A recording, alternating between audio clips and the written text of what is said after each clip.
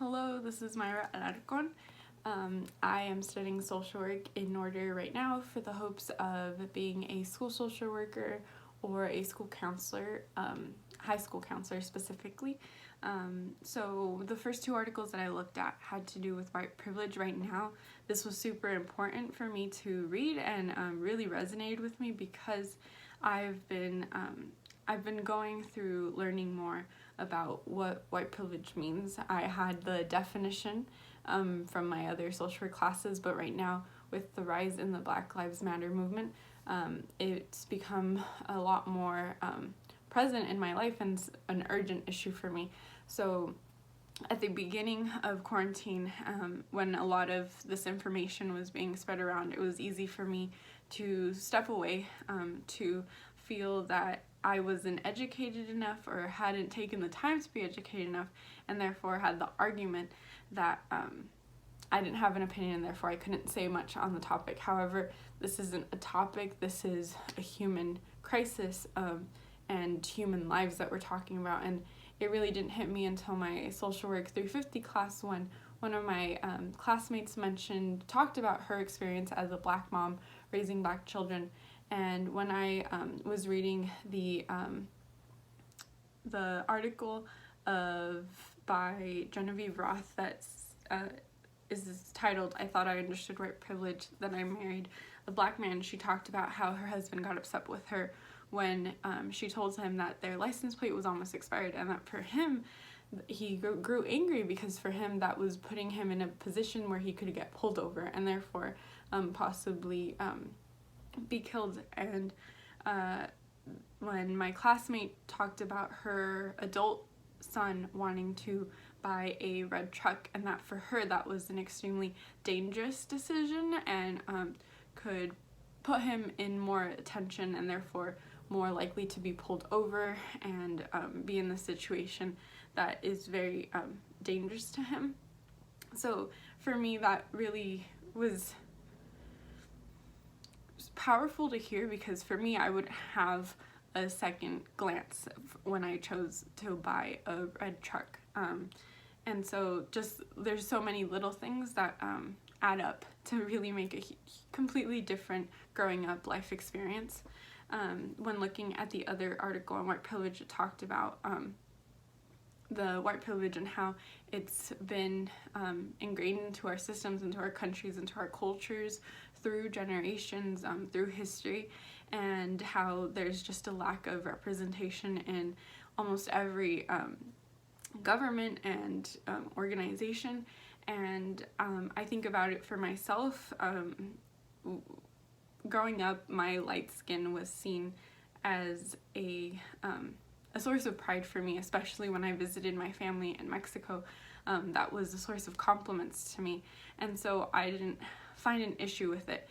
But then I hear my friends who have grown up being told, for example, I have one friend who's from Taiwan, and she would share how for her birthday a lot of her presents always were skin lightening products because she was slightly darker than what they considered desirable.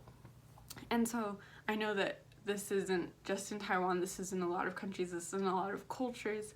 My own Mexican culture, and as being someone who can, with the strength of love, I want to use my position in a high school to to be part of that change that is not only trying to change the systems but also changing hearts and minds, as Genevieve Roth mentioned, that we can love these students equally and be honest with them in understanding their differences and using that for their benefit, and encouraging them and strengthening them in those years that are so important.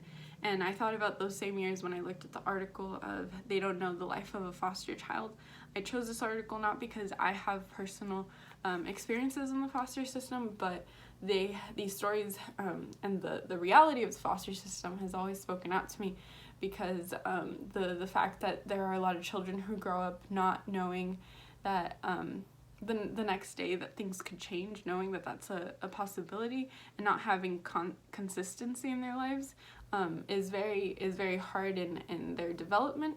And so she talked specifically, Sophia Williams, who talked about her experience as a foster child. She talked about how the best memory she has had to do with a court-appointed special advocate who, from the age of 14 to 18 for her, was always there to take her out, to let her be a young adult, to love her and to cherish her and let her know that she is cared for. And so even if she wasn't there when she was younger, that 14 to 18 still made a difference in Sophia's life. And so I know that there will be foster children in the high school I will work in, and so that will be part of the population that I can influence as someone working in the high schools.